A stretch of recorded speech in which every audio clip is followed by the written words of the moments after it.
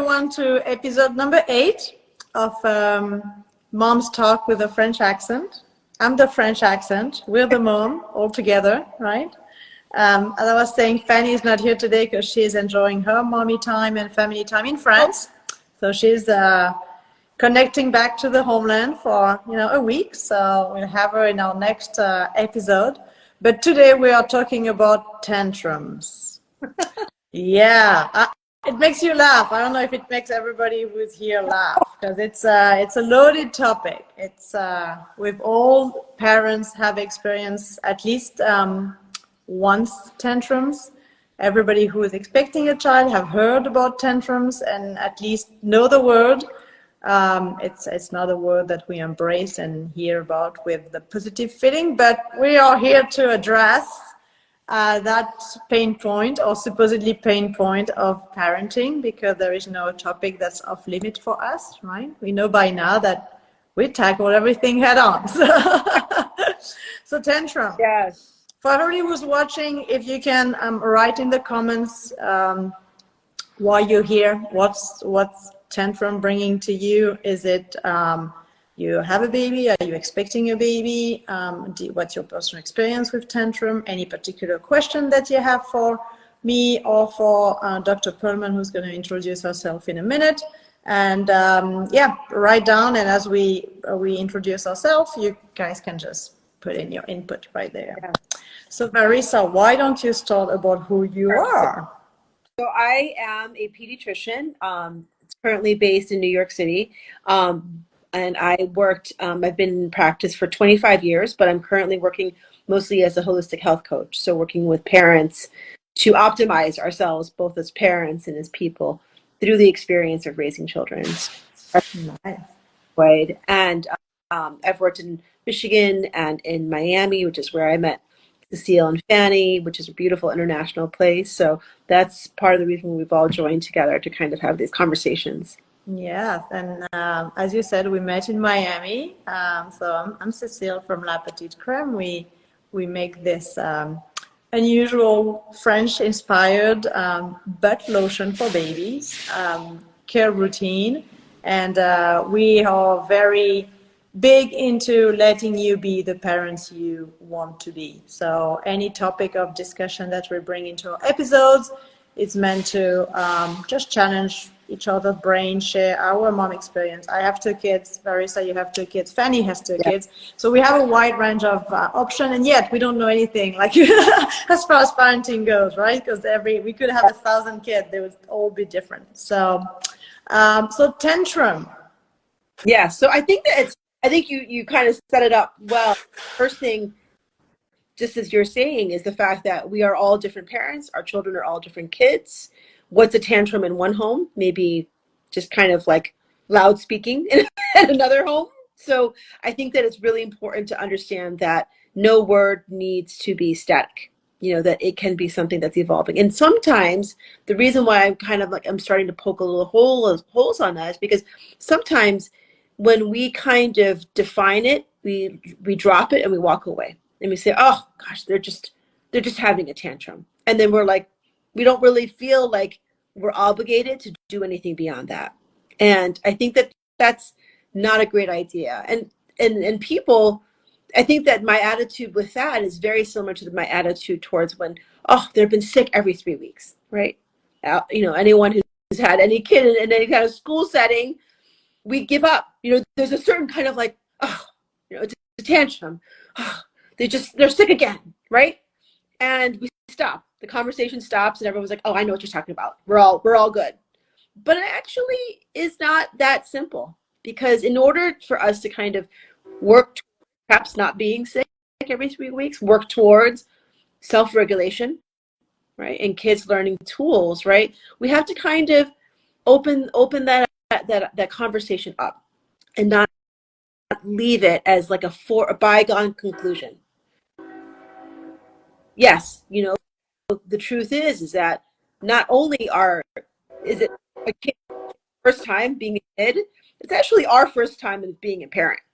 And we remind ourselves of that all the time. My kids are in college and I'm still like feeling like, what the hell is this? I feel like every corner, I'm still turning and being like, what is that?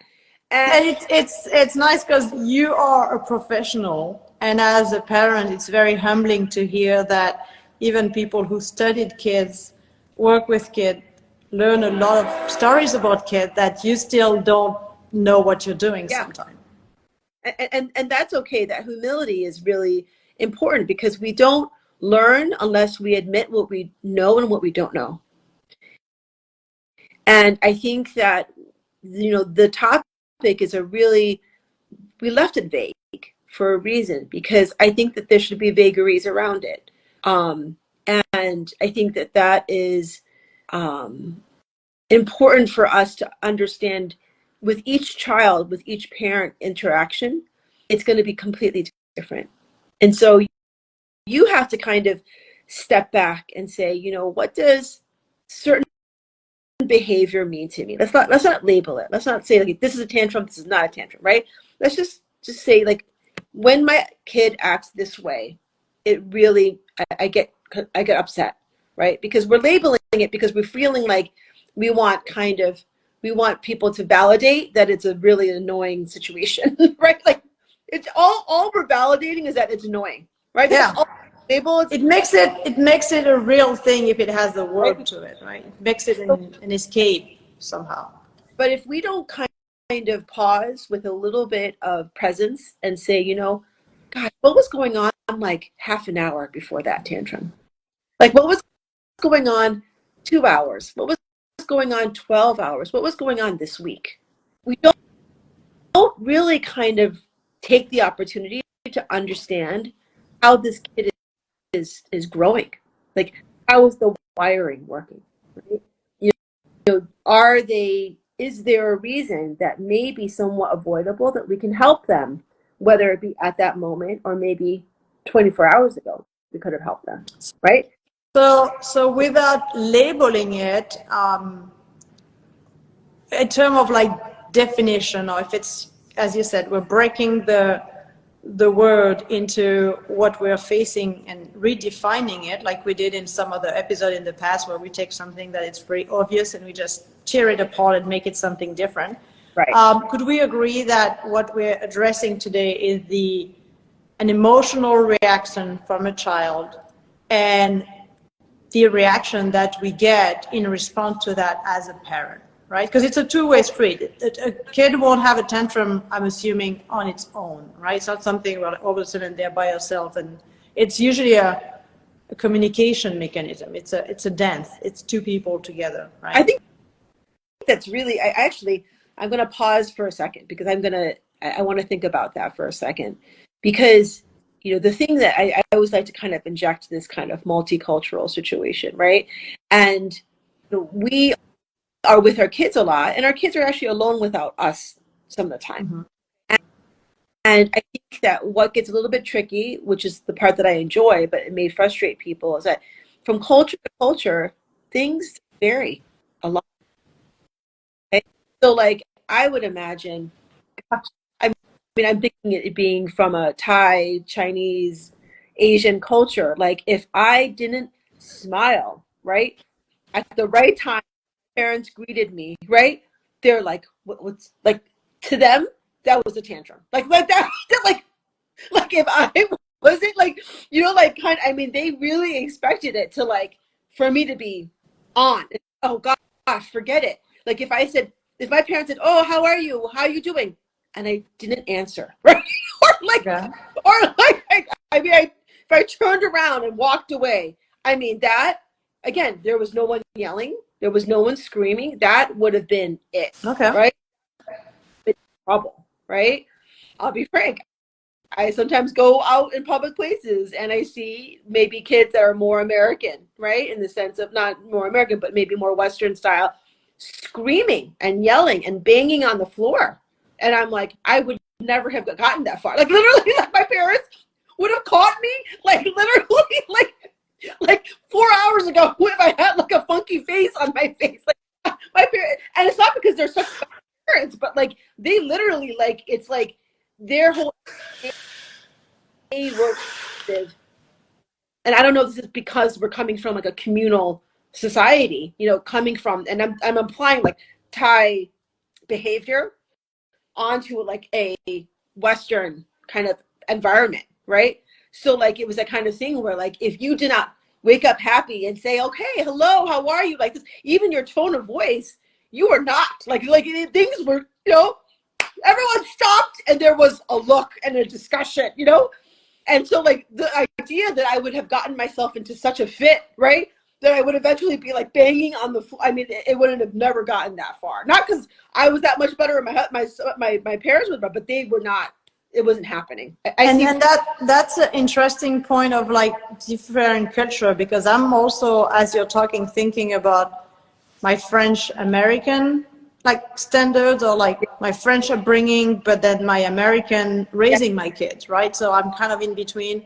And the word for tantrum, or the equivalent that we would have in France, is caprice, which is more like, it has the connotation of having an ulterior motive. So you would have some kind of, it's a way to demand something, or it's a way to be given something, Right. Which, and that's where you can stop me. I feel like tantrum in the American language feels more like a meltdown, right? It's like, it's, as you see, sometimes we see kids in the supermarket, they're just rolling on the floor. I saw one actually yesterday. I felt so bad for the mom, where she was like, yep, it's happening. But yeah, so it's, to me, it feels, now that you're mentioning it, that in the culture that we're in today, both of us in the US, it might be more of a meltdown of emotion, where it becomes like, what do I do with this kid, right? Yeah. The French one is more like, they're going to try to get something from you. So it's more a bargaining chip, right? Right. So it's capricious, right? There's like the, right? That there. So the question is that, is it, and again, it can be different from every kid, right? Is it at that moment, because again, I love the multiple cultures, because it actually gives you nuance to a word that we thought we all agreed on, right?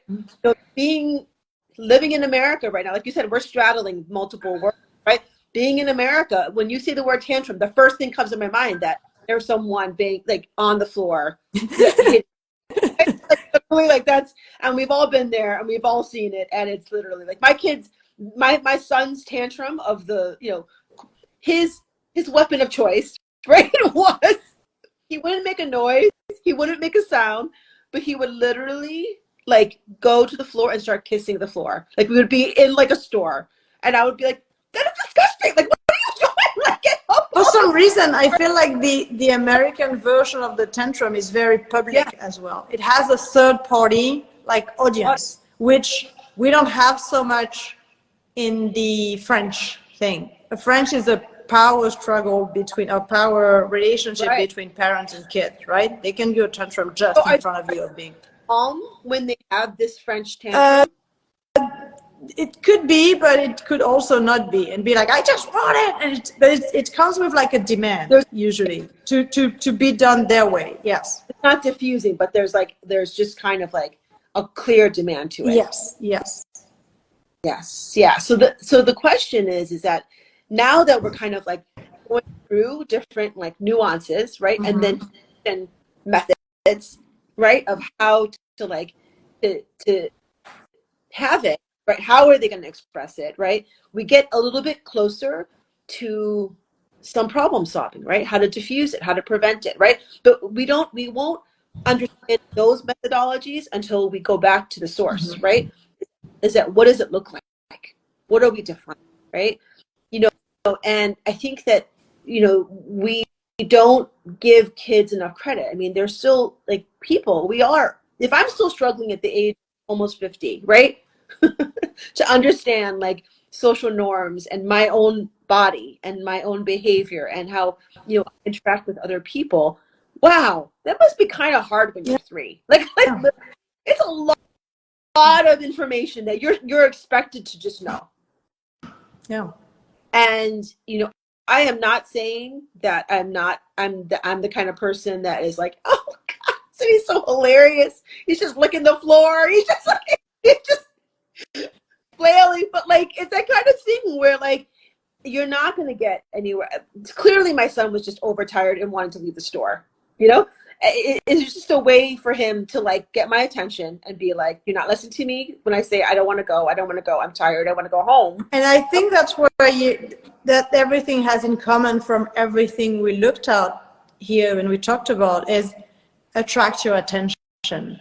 And I feel like every kid would know the way to attract your attention. So if you were the kind of mom who would laugh when they lick the floor, you would have found that method. That's because it was resonating with you and being like, oh, she's gonna, that's the button. I'm gonna push it right there.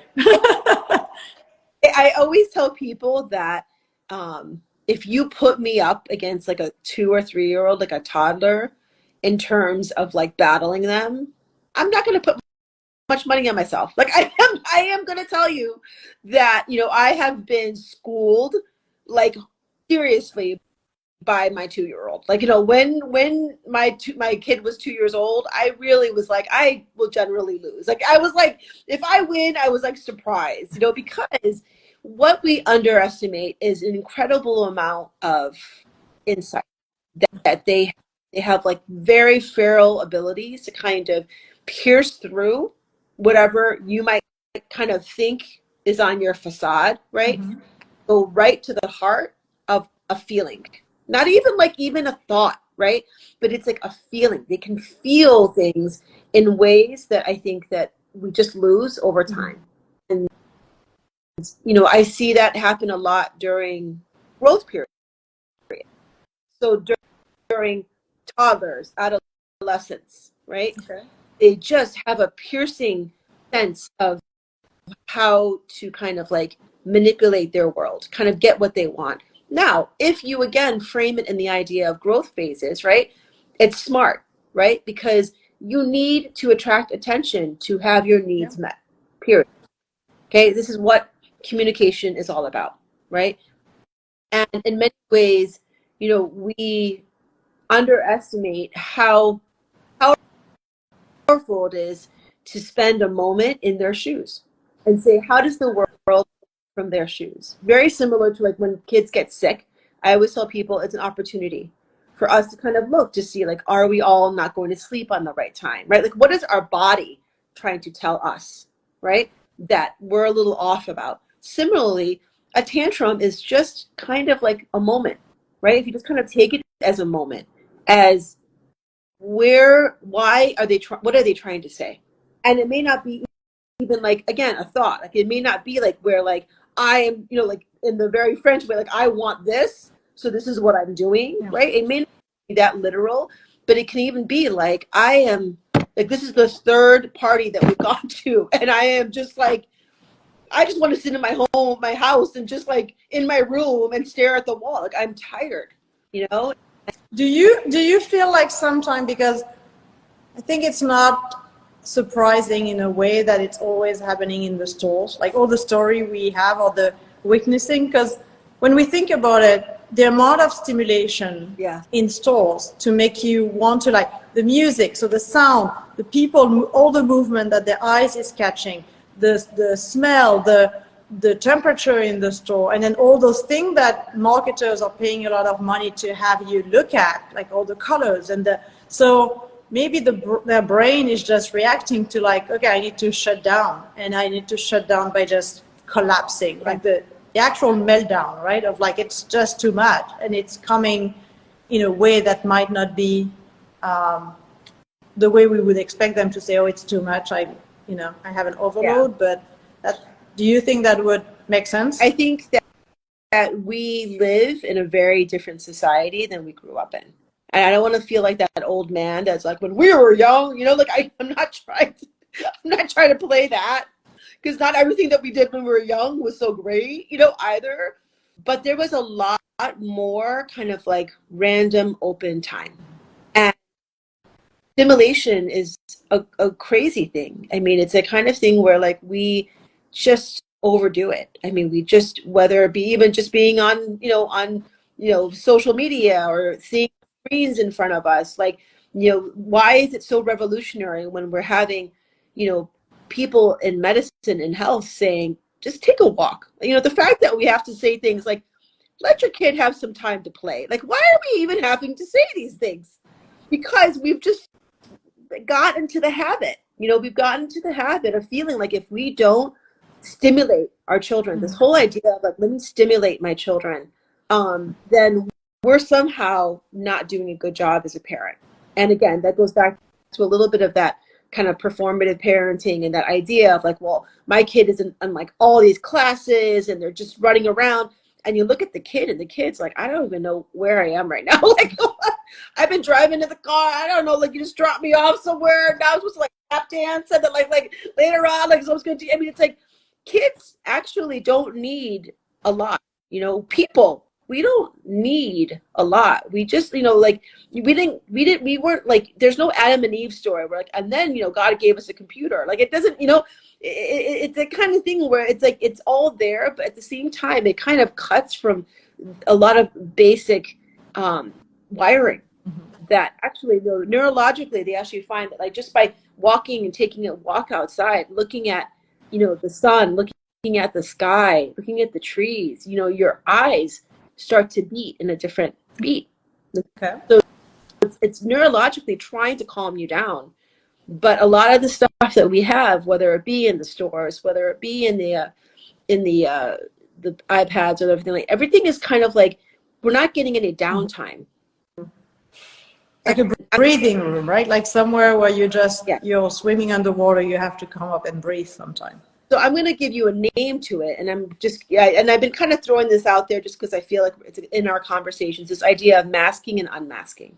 Okay. And yeah, that like in our kind of daily life, in our social interactions, and what we have to do to get things done, we do a lot of masking, right? Like even if you're tired, you move on, right? Even if you're distracted, you kind of move on. Even if you don't want to go sit over there, you have to go sit over there. Like, like it's we everyday kind of things are being done, and we're just kind of have to kind of be that person that follows all the rules. And that's important. However, when we come home and we're supposed to be unmasking so that we're rejuvenated to mask again, we're cutting that out. Like, okay. So like allowing kids to have, and people to have undefined time. I always say like the most important thing about a schedule is how much you unschedule. Protecting time. And it's the type of thing where we've kind of like overdone it. Like, you're not allowing self-initiated learning, which is the ability to kind of, learn on your own and to kind of have like curiosity and like kind of obsess about something and really get involved in things. We're just not leaving that time for kids to be bored. That also, but if you're always given tasks to do, which is our form of stimulation, you don't really have time to let your mind wander and say, do I really like to do this? Well, this is really interesting, And I just think that there's so much being asked of kids, like especially in the way that we're schooling our kids these days. Yeah. Kids rarely even have recess. Everything is like planned. Like if you can minimize your activities after school so that they just have time to just kind of like hang out. I mean, my clearest memories of being a kid is literally like laying on the grass and looking at the sky. I must have done that for so long because I don't have many other memories. Like I don't know what else I did, but I don't remember doing much else besides that. And just to note it, you ended up being a doctor, so it's not like it was time wasted. Now it's important to point out because people nowadays feel like we need to teach them. My daughter just got into middle school. And they're already talking about like how she can take advanced credit and get like high school credit or whatever. And I'm like, she's in the first year of middle school. Like she's going to be in high school when she's high school age. Like why would she, fast forward on that and at what cost? So I hear you when you say that, but it feels like if they're not in all those programs and those extra stellar type of thing, they're going to be left out and end up being like, with no career. But yet you're an example of like, your brain was rested and you managed to compete with others, right? I think because I started getting a little bit sad because I started seeing as a pediatrician more and more kids that were exhausted, getting sick really easily, having more tantrums, like really like just being dysregulated, right? Because they couldn't have time to unwire, to untap, right? And it became a situation where, it really forced the question to me. Like, what do you want for your kids? Right here I am, like, like I always say that I did my residency and my kids were my fellowship, like it's in your face now, like, right? Do you walk the walk, talk the talk? Like, what are we really doing? And I really, when I looked at my kids, we had swimming because I don't want them to drown, right? So they had swimming. I tried to like really pare it down to like the basics, right? And then we had swimming, and then we did a little bit of religious school, right? Just to kind of like have that space. And that was it. Like literally that was, and if they didn't beg for me to do something, I was like, there is the basement, there's the backyard. Like, I'll see you in a couple hours, and then like we would wander around, and maybe if I did, any errands, I would take them, or if I would, like I would take them for some soup at this little diner that had this little old man that would play chess every day, and they would watch a train go around. Like, to me, I was like, how much free fun can I find? Like, how much can I have that is just like unscripted? Okay, so I'm gonna be the advocate of people who do a lot of things over in their weekends and stuff, especially when space is an issue, right? You have a 2-year-old and a baby, or a 3 and a 4.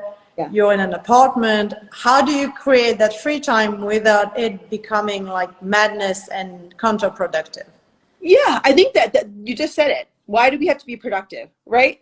I want unproductive time. Like I actually want, like, and I would say, like, if you, like, to me, my kids' favorite days was like, oh, we have nothing to do, and I'm just gonna cook all day. And they were like, cool, we'll see you in a couple hours for lunch. Like, literally, they were like, and it was like a relief for me. It was a relief for them. Like, they had some time. My kids are both in the arts, and both of those, I didn't bring them to any classes before they started. They did this stuff like because they were playing with this, and then they decided to do this, and they were playing with that, and like, it's like kind of like, and my son asked me once, he said, why didn't you put me in like music classes before middle school, where I did force him because I didn't want to drop off 2 kids in 2 different places. So that was pure laziness on my part, which is not always the worst excuse either. But and I said, because you never told me you were interested in, I'm not going to force you to do something that you're not that interested in, because I'm tired, you're tired. Like, we're going to have tantrums. I'm going to have the adult version, right? You're going to have the kid version, and we're just going to go tantruming back and forth, and we're just not going to enjoy that. So why don't we find something that you actually like? We'll pick a couple things here and there, but it is so hard because there's a lot of like kind of keeping up with the Joneses. Like, we have this whole kind of, again, performance. Well, they're doing that to me, that to me. And then you look up and you're like, oh, my kid's only like in 3rd grade. Like, what am I doing? Like, and I think that is something that is really, really tricky, because we live in an American society. We're not, I don't know, in France, like, what does that look like? The whole activities. Well, in France, just like in many other aspects, they're lucky to have a good social system. So after school, the kids go to like an area where they get just like similar to the aftercare. So all of that is usually free or very, very cheap. So it also changed the dynamic of having to fill time with something else, right? If you imagine everybody listening here, if you had free aftercare, you wouldn't question too much what they're doing. It's like, yeah, whatever. Right. But with that being said, the aftercare itself has a lot of time of just sitting in a room doing nothing. Yes.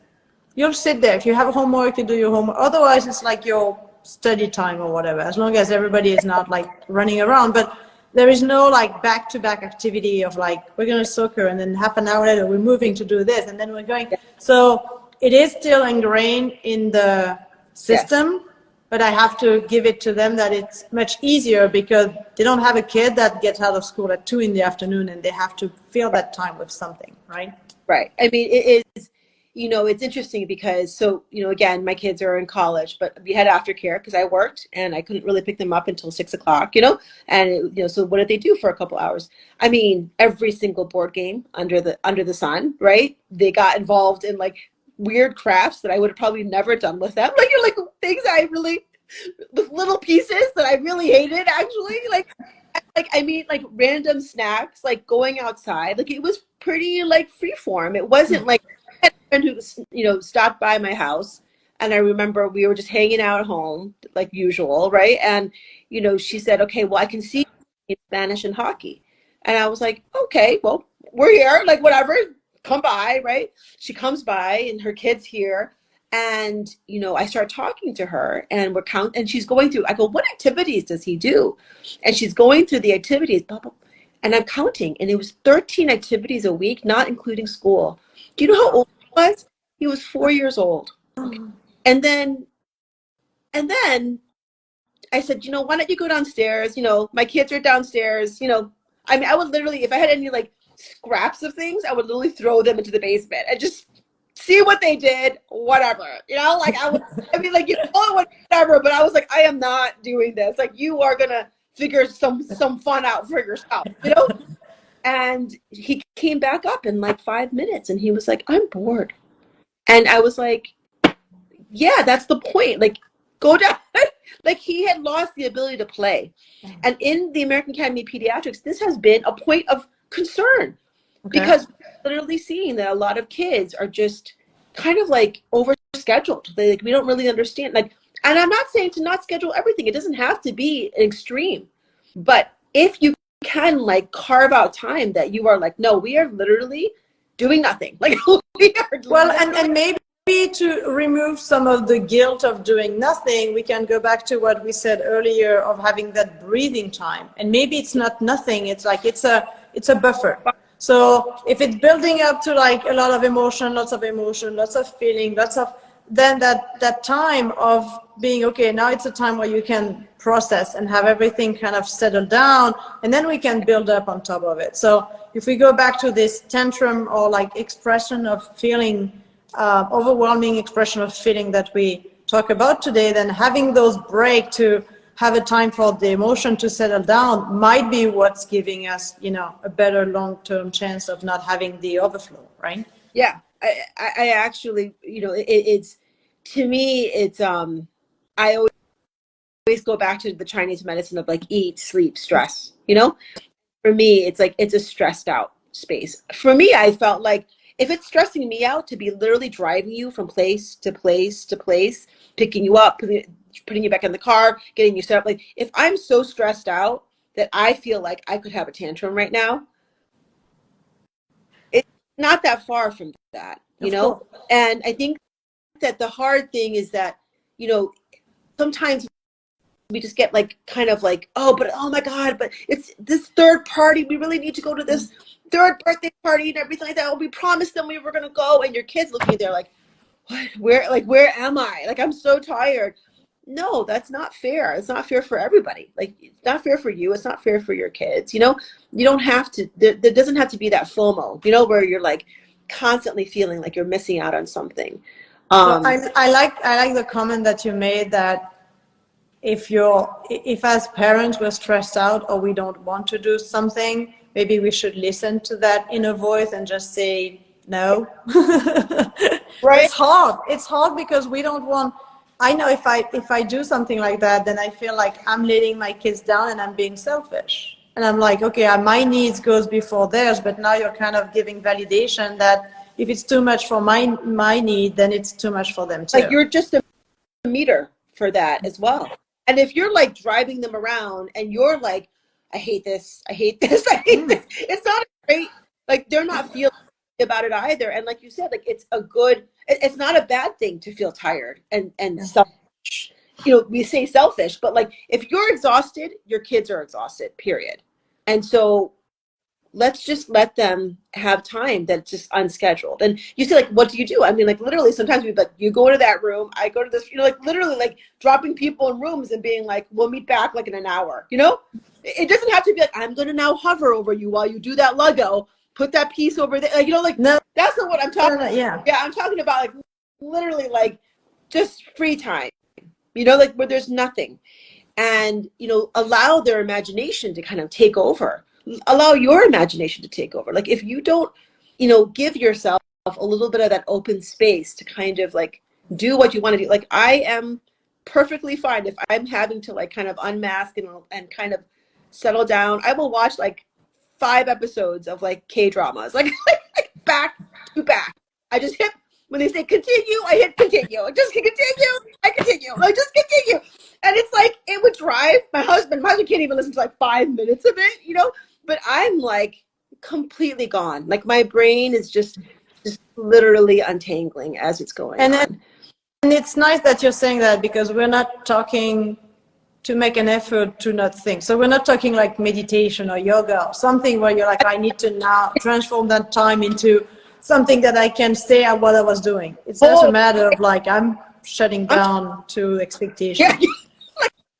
That's the thing, is that like, I love and hate. Why do we have to always be productive? And why isn't it productive when we untangle? Why is that not considered? Because there's no product. But what the product is that our brain is recharging. Like literally our mind is recharging. And so I just think that it's interesting because, you know, so many times, you know, we kind of, you know, have this kind of epidemic of kids who are really, really anxious, right? It's a word we use very freely. That person's anxious, that person's anxious. But, you know, so everyone's like, is it just the kids are just like glomming onto a term, or is it like something? But I think that like our society is anxious. Like I think that kids are like the canary in the coal mine. They're just literally reflecting how we all feel. You know, we're all kind of starting to see past what I call the Matrix. I don't know if you ever saw the movie with like Keanu Reeves and everything. And it's that kind of thing that we're starting to poke holes and say, hey, listen, like, does it really have to be like this all the time? Like, can't we just like look at each other and like, what do you feel like doing? Oh, what do you feel like doing? Like, yeah, let's just kind of have my parents being Asian, immigrants, was all about productivity. Like literally it was all about productivity. And it was always about like, don't read a book, because unless it was a sign for your school, don't read it, right? Don't waste your time on that, right? And the best thing that happened to me was that they worked. So then it left a lot of time that like they just left us alone. Like they would, and so it's like, I think that if my parents were in that mode of being like productive, I think that it would have really messed with me, because I really enjoyed just like having nothing on the schedule. Like it was really just so liberating for me to say like, hey, you have the whole day that you can kind of like do whatever you feel like at that moment. I can't tell you I'm going to feel in a week what I want to do, but I can tell you 5 minutes from now, yeah, this would actually be really cool. Let me just do this, how I feel. And if we did that a bit more, I think that we wouldn't always get to that tantrum. We wouldn't always get to that space, both again, as adults and as kids. Yeah. We Like an adult and mother tantrum are a thing. Like I'm guilty of it. Right? And again, like we feed off of each other. If you're in a bad mood, I'm in a bad mood. Like, it's just, everybody is just like in a hot mess, and then, eating and sleeping are basic human functions, and you mess those up, and guess what? Tantrums on the way. You're not feeling well. Your body, tantrums are just basically your body trying to tell you, hey, listen, pay attention to me. I'm kind of like pissy. I'm just not really. I'm not happy, right? Yeah. And so how do we? So if we're saying that saving time and taking a break and allowing additional time would be the key to prevent tantrum in children, how do we react, or what's a healthy way to handle them when they happen or after the fact? Like, if there's something to be doing after. Yeah, I mean, I think that like I've had people like, oh my God, we went to the birthday party and he had such a tantrum and we had to leave. And I'm like, great, that's exactly what you should have done. Like literally, like that's sometimes how you treat it, is that you just like bring down the stimulation, like get them out of that setting, and like just like bring them out to like the fresh air, like just I understand that there is sometimes something they want, right? Mm-hmm. So it's interesting because the French have kind of said, hey, usually just so you know, when your kid's having a tantrum, they're trying to manipulate you to get something, right? Yeah, right? Yeah. Right? That's the common thinking. Yes. Right? I tell you, sometimes I think that like sometimes you don't know why you're having a tantrum, and you may say like, well, I want this, sometimes my kid's actually on the live today, and Izzy was notorious during kind of adolescence times to be hungry. but get very hangry. Like, and even now, you know, so we found we would fight and we would fight and we would talk about, and we would fight about this, we would fight about that. But then when I learned that they were probably hungry, I would literally like throw them food. Like as they were like, before they even opened their mouth, I could see in their eyes that there was like this cloudiness, you know? Give them something to eat. And they would be like, so mom, did you have a good day? Like literally, it was like Jekyll and Hyde. And so the question is, you know, is that, was there something that they were trying to manipulate me on, right? Or was it like they just were angry and they didn't know even why? And so even now, Izzy is now 20 years old and is become more wise. And they will say to me, they're like, and they can feel themselves, and they will say, you know, we really need to go eat soon because I'm feeling a little like angry. I don't know. And they know that it's not that, you know, it's kind of like words are going to come out of my mouth. I don't even really know what exactly I'm going to be arguing about. I'm going to argue about something, but if we coming. We may not be, you know, we might be able to like not have that conversation, you know, and that comes with time, you know, that comes with us like understanding what our body and acting on it, right, and listening to it. So for people who are listening, tomorrow we're going to, I don't know, like a store or something, and then the kid is just having the big tantrum. So step number one is maybe to like take them down and maybe communicate that we understand that they're going through something and we're here for them, because sometimes it feels like it becomes a situation of power, and where they're probably just screaming for help. We as parents tend to react as like, no, you're not going to get me. Like, I'm not going to fall for it. So maybe a place of like hugging and be like, okay, listen, I hear you. We get out of here and then we can reassess whatever. You're having a very physical situation, and they're physically screaming and yelling, you know, like holding them is not bad, but I don't believe in really talking a lot. I don't think. Okay.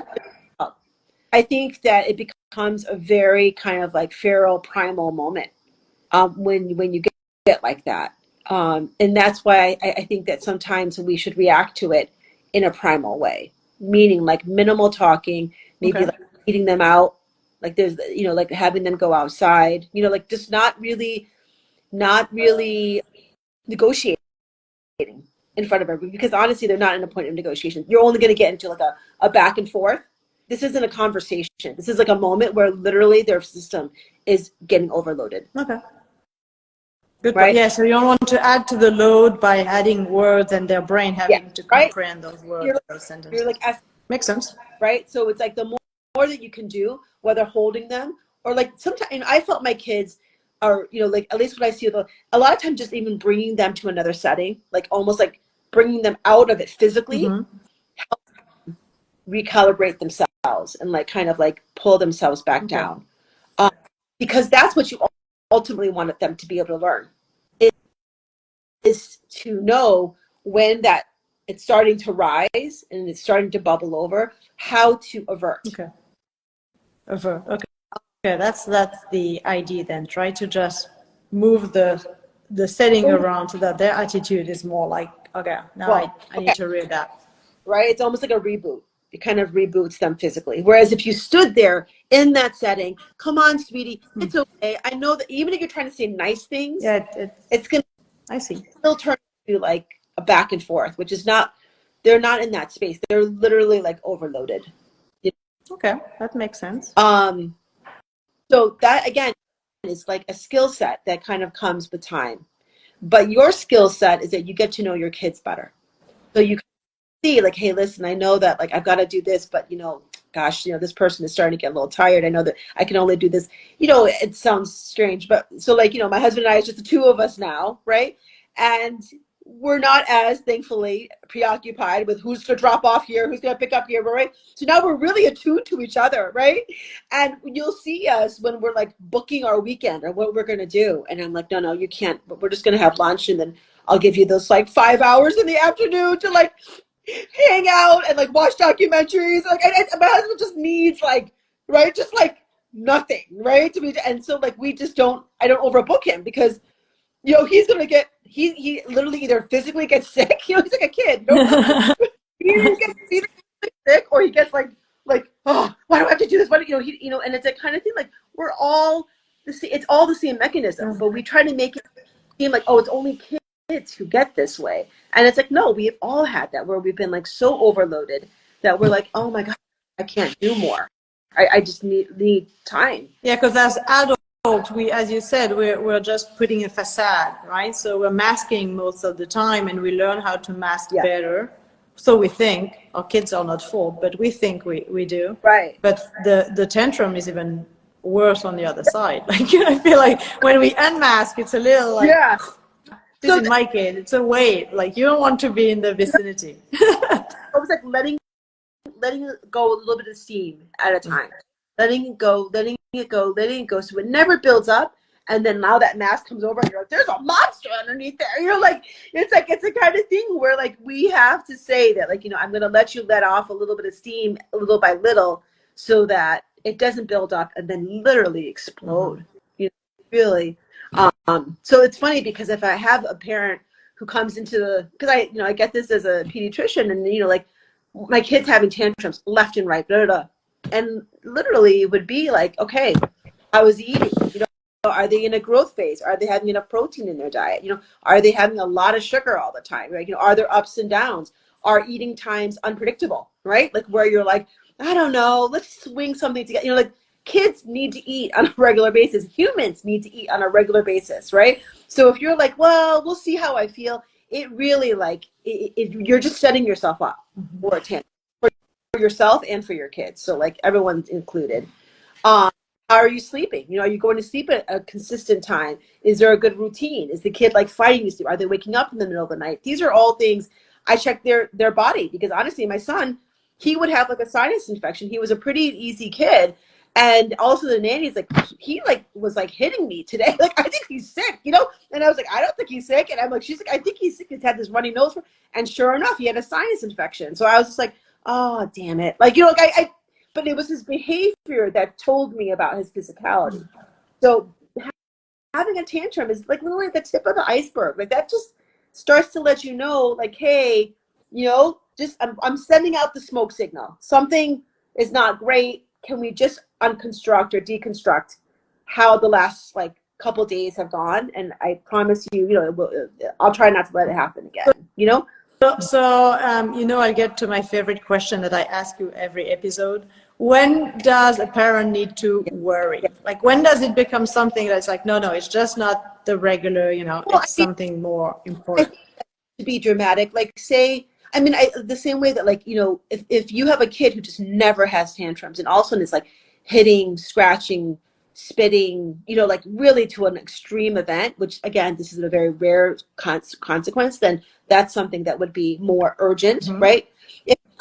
Where the kid is really just, you're not able to kind of figure out how to help them, right? And it's really, you're starting to feel like you do a couple things that helps, but it doesn't help.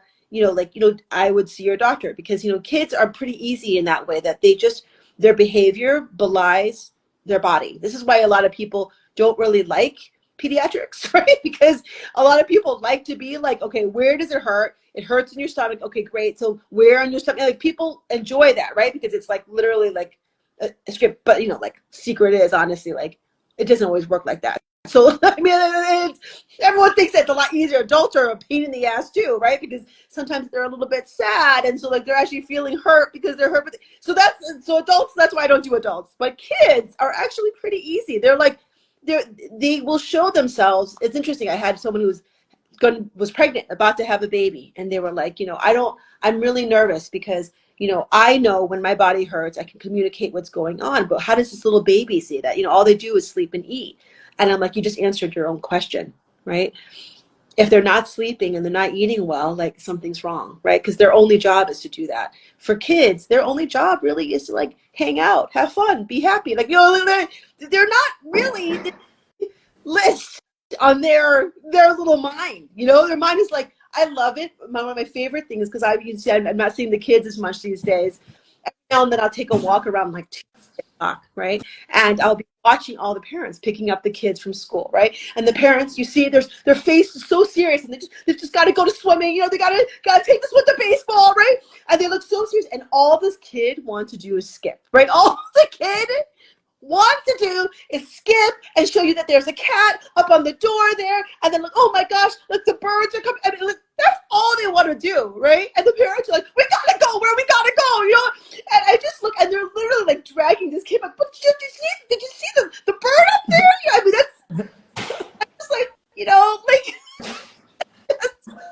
you know, it's like trying to corral a cat, you know, like it's just their only joy, like the only purpose of their life is to enjoy. Yeah. So it is like kind of like pissed. It means that like you've kind of like cut their joy a little bit. Like, you know, they're like, you've kind of cut. And honestly, why aren't we all like that? Like, why shouldn't we all be like seeing the bird up in the tree on the way home from the walk? You know, like we're missing a lot of these moments that are kind of naturally in place. Yeah. To make us feel happier and like joyful for each day. So I guess I'm always looking for a twofer, right? I'm always like this whole idea of like, you know, they're born the way they are to heal the family, right? If I, you know, somehow force you to let your kids play more and, you know, like explore more and be more curious, and that kind of is contagious, and you play more and you're more, you know, like joyful, then gosh, that's fantastic, right? You know, because sometimes that's why kids are kind of great. They just remind us of what's really important, you know, and what's really, really important is to like be present. You know, we can't be present when we've got like 5 classes to go to. No. It literally becomes impossible, you know? So I think we'll wrap up on that. So we'll have structure with a lot of free time, buffer time to unload and let everything slow down. And it's a process, right? For people who are hard into the tantrum phase and they feel a little defeated, don't give up, right? You're on the right track, and adding free time is one day at a time, right? A little bit here and there, and you'll probably see the benefit. And send us a message when you do see the benefits, because we'll be happy to be part of your journey and see that we had a positive impact as well, right? Absolutely. So have a great day, Dr. Perlman. Bye, everyone. Thank you for following us for episode 8 of Mom Talk with a French Accent, and we'll see you again soon. Bye. Thank you.